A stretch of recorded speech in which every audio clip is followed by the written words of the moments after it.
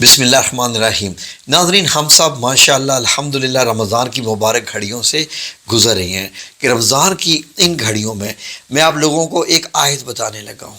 یہ ایک آیت اللہ رب العزت نے خاص آیت جو ہے یہ نازل فرمائی ہے کہ اطاعت کرنے کے لائق بچے ہو جائیں کہ والدین دعا کریں اور بچے اطاعت والے ہو جائیں، اور بچے دعا کریں تو اپنی والدین کی اطاعت کرنے والے بن جائیں۔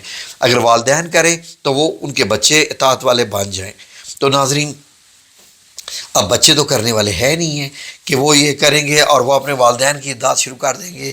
ان کو اگر اتنا پتہ ہو تو وہ شروع سے ہی اپنے والدین کی اطاعت کرنا شروع کر دیں۔ ذہن میں رکھ لیجئے، بڑی ہی زبردست آیت ہے یہ۔ ویسے تو ہر آیت ہی ظاہر ہے کہ اس کا تو کوئی ثانی ہی نہیں ہے، لیکن ناظرین ان رمضان کی گھڑیوں میں ابھی بہت دن پڑے ہوئے ہیں۔ آپ سے گزارش ہے کہ اس آیت کو پکڑ لیجئے اور اس آیت کو پکڑ کے روزانہ سحری میں، افطار میں تین بار موبائل کی اسکرین سامنے رکھ لیجئے اور یہ آیت پڑھ لیجئے۔ میں اس آیت کی روح آپ کو بتا دیتا ہوں۔ ناظرین، اللہ رب العزت نے اس آیت میں بہت کھل کے یہ بتا دیا کہ میں نے تو انسان کو احسان کرنے والا بنایا ہے، اپنے والدین کے ساتھ بھلائی کرنے والا بنایا ہے، کیونکہ اس کی ماں اس کو بڑی مشکل سے پیدا کرتی ہے، اس کو پیٹ میں رکھتی ہے اور وہ بڑی تکلیف سے پیدا کرتی ہے، اس کا پیٹ میں رہنا اور پھر اس کے بعد اس کو دودھ پلانا اور پھر اس کے بعد 2.5 برس کے بعد دودھ چھڑانا، اور جہاں تک کہ جب وہ خوب جوان ہو جاتا ہے تو 40 برس کا ہو جاتا ہے تو اس کو یہ دعا مانگنی چاہیے۔ اور اللہ رب العزت نے خود یہ دعا سکھائی، سبحان اللہ۔ پہلے اللہ رب العزت نے کنڈیشنز بتائیں والدین کی کہ یہ وہی والدین ہیں جو اس بچے کو کتنی مشکل سے پیدا کرتے ہیں، کتنی اس کی جو ہے وہ دودھ پلاتے ہیں، اور پیٹ میں ماں جو رکھتی ہے، ظاہر ہے کتنا مشکل کام ہے یہ، کسی ماں سے پوچھیں تو پتہ چلے گا۔ تو اللہ رب العزت نے پھر یہ دعا بتا دی تو اس کو تو پھر وہ یہ دعا پڑھتا ہے، لیکن اولاد تو نہیں پڑھتی نا، اس لیے کہ وہ ہے ہی نافرمان۔ تو والدین ہم پڑھ لیتے ہیں نا، ہم جو والدین ہیں ہم یہ پڑھ لیتے ہیں، اولاد ہماری نہیں پڑھتی۔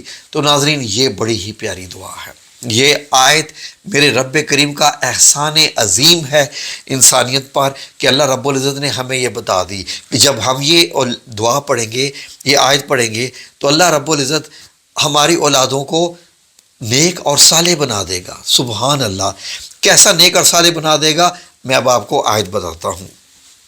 ناظرین، سورہ الاحقاف جو کہ 46 نمبر سورت ہے قرآن پاک کی، اس کی آیت نمبر 15 ہے، 15 تو اس میں اللہ رب العزت نے پہلے شروع میں تو انسان کا یہ پورا بتایا نا کہ کیسے کیسے جو ہے وہ انسان پیدا ہوتا ہے، ماں پیٹ میں رکھتی ہے، دودھ چھڑاتی ہے، پھر جب جوان ہوتا ہے تو دعا کیا مانگتا ہے۔ یہ آپ نے تین بار سحری، 3 بار افطار میں یہ دعا پڑھنی ہے، یہ دعا پڑھنی ہے ہاتھ اٹھا کے، اور اللہ رب العزت انشاءاللہ باذن اللہ تعالی آپ کو بھی فرما بردار بنا دے گا اپنے والدین کا، اور آپ کی اولاد کو بنا دے گا آپ کا فرما بردار۔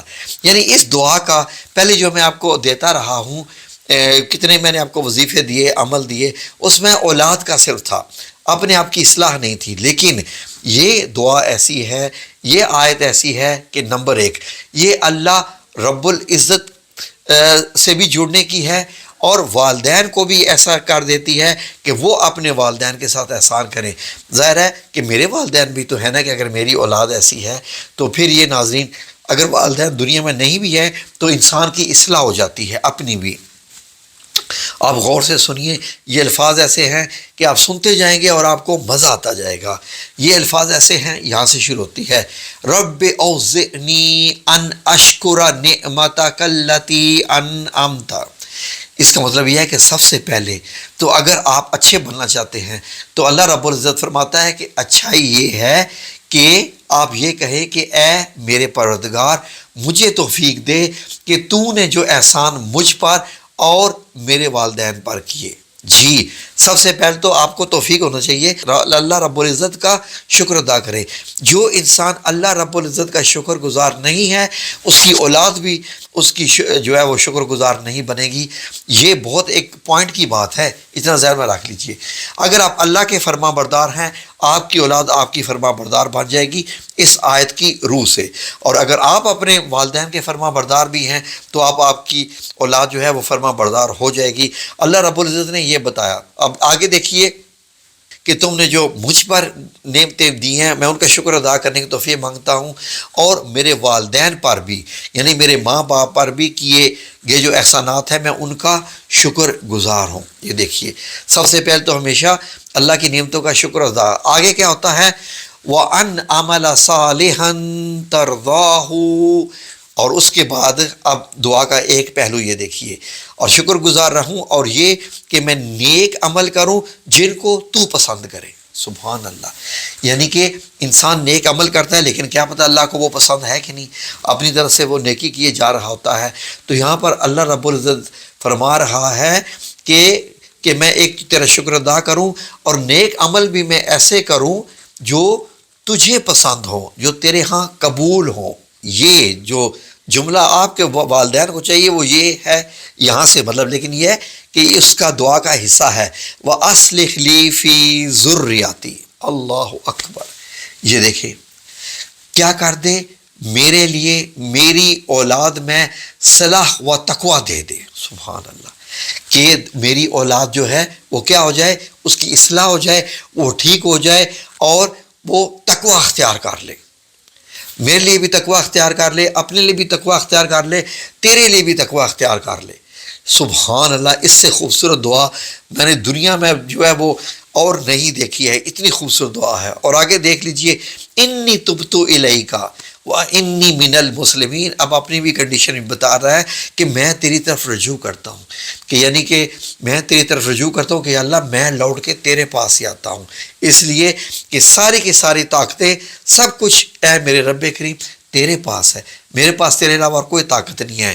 میں تیری طرف رجوع کرتا ہوں اور میں تیرے فرما بردار میں سے ہوں، فرما بردار میں ہوں. اور یا اللہ کہ میں خود تیرا فرما بردار ہوں کہ میں اپنی اولاد کے لیے فرما برداری مانگ رہا ہوں، اور اوپر میں توفیق بھی مانگ لی. یہ آج اسکرین پہ لکھی ہوئی ہے، اس کا اسکرین شاٹ لے لیجئے اور اس کے بعد دیکھیے انشاءاللہ اسی رمضان میں آپ کی اولاد کی اصلاح کیسے ہوگی اور آپ مجھے دعائیں دیتے پھریں گے انشاءاللہ. یہ پکی بات ہے 100%، اور آپ یاد کریں گے. جزاکم اللہ خیر. اللہ آپ سب لوگوں کا حامی و ناصر ہو. آمین یا رب العالمین.